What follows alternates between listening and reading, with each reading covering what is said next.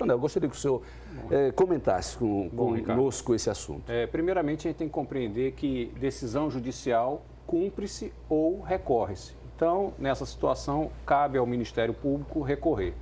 Na questão da violência que vivemos em Sergipe e esse tipo de crime, para a sociedade, fica aquele sentimento de impunidade.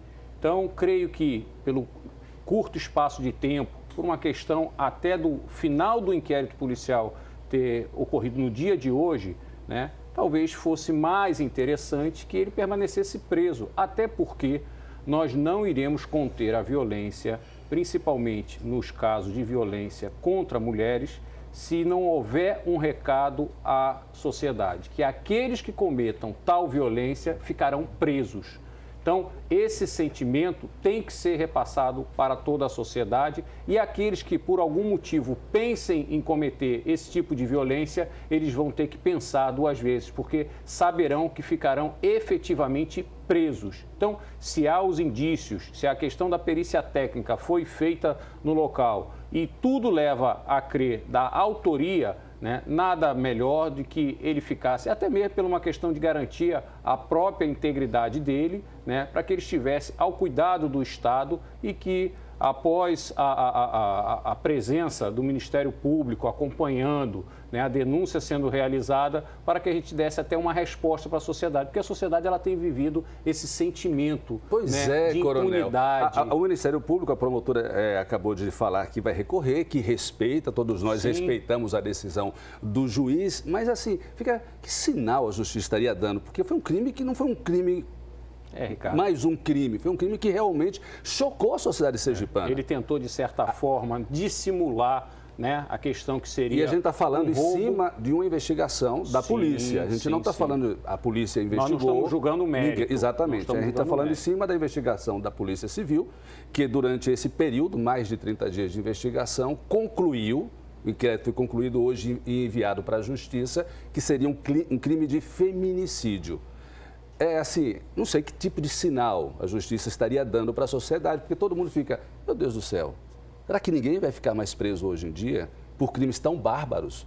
E ocorre também a questão familiar, da própria criança, né, envolvida nisso tudo. Então, precisamos dar uma resposta mais contundente, sim, para a sociedade. A sociedade precisa compreender que esse tipo de crime ele é inaceitável e, para que a gente possa ter de forma contundente, nada melhor do que mantê-lo preso, para que a sociedade tenha esse sentimento... Até para que o julgamento, né, possa ser...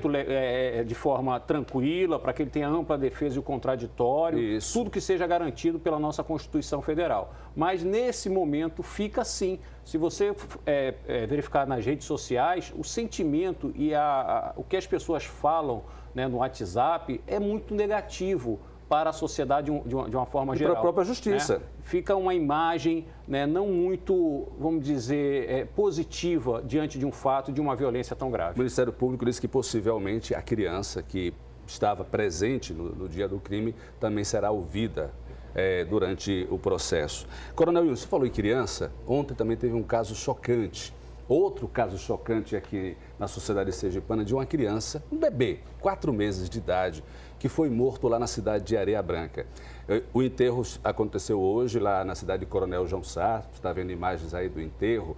A informação que a polícia nos passou que esse bebê teria morrido depois de ter sido arremessado na parede, espancado pelo próprio pai, que se encontra foragido. Infelizmente, mais um caso que choca. Eu quero que o senhor acompanhe comigo agora e com os telespectadores da TV Atalaia a reportagem que nós fizemos ontem desse caso. Vamos acompanhar. O pequeno Samuel, de apenas 4 meses, não vai mais sorrir assim. Ele morreu nesta terça-feira, vítima de traumatismo craniano. A suspeita é que o garoto tenha sido arremessado contra a parede pelo próprio pai, Douglas Raeli Santos Góes, que está sendo procurado pela polícia. Logo com a chegada do SAMU, foi constatado que a criança estava em óbito e por traumatismo craniano. A mãe não sabia, por estar em estado de embriaguez ainda, por ter passado o dia todo bebendo com o companheiro, não sabia o que tinha acontecido. Conversando com a criança, que é filho dela só, não é filho do relacionamento com esse rapaz, A criança nos passou que viu na hora que o pai da criança pegou a criança e jogou de encontro à parede, porque ele tentava dar uma mamadeira à criança, a criança estava chorando muito. Quando a gente chegou no local, ela estava falando com ele, ela disse que ele estava voltando para o local, mas quando soube que a polícia estava presente no local, não retornou. O crime foi praticado na casa onde o bebê morava com a mãe e o irmão, de 8 anos, no município de Areia Branca, no agreste do estado. A mãe da criança é natural do município baiano de Coronel João Sá. Segundo o pai dela, estava morando em Sergipe há cerca de 1 ano. A mudança para cá foi provocada pelo relacionamento com o suspeito de ter sido o autor do crime, que mantinha um outro relacionamento em Sergipe. Eu dei conselho a ela, minha filha, vem morar aqui em Coronel João Sá, que aí não dá certo para você não. Tá entendendo? Ela gostava muito do bebezinho. O senhor chegou a conhecer o bebê? Chegou a ter contato com o seu neto? Não, cheguei a colocar ele no colo, o menino, né? Sorridente. Eu quero que a justiça tome a providência. Ontem, no Cidade Alerta, Coronel, telespectadores, a mãe da criança deu um depoimento emocionado sobre este caso. Vamos acompanhar. O corpo da criança que foi assassinada pelo próprio pai já chegou aqui na sua residência na cidade de Areia Branca. O corpo irá para a cidade de Coronel João Sá, na Bahia. A mãe da criança já está por aqui. Minha querida, o que foi que de fato teria acontecido? Eu só lembro que eu adormeci, que ele me deu o último copo de cerveja que tinha gosto de tangue, de suco. Eu acordei, eu vi meu filho morto, liguei pra minhas costas, não tá aqui, olha. Ela tá com as pernas roxas. Mordida aí.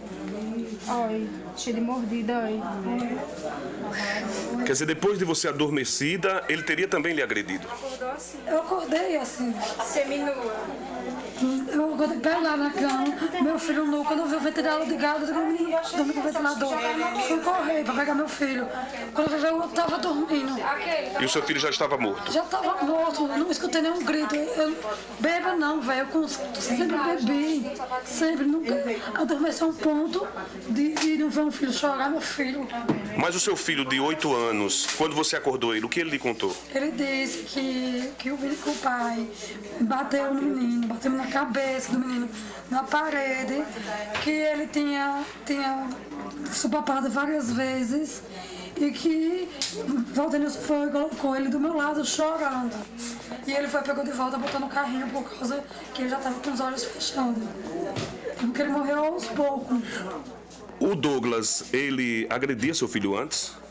Ele às vezes, tipo, beliscava, dava uns tapinhas nas pernas, brincando, segundo ele. Mas não era brincadeira. Eu quero, Douglas, que você apareça. E você não vai sentir não, que você nunca foi pai, você não é pai. Porque você disse que você gostava mais de mim do que ele que era seu próprio filho. E eu disse que amor, que fica de filho, não é mulher nem rapariga, não. Depois de uma cachaçada, seu filho morto, como é que está o seu coração? Eu tô sem palavras, eu não sei nem, eu tô sem reação. Eu posso mostrar para essa feia, mas eu tomei calmante, eu não sei porque me deram calmante, não queria que me desse calmante.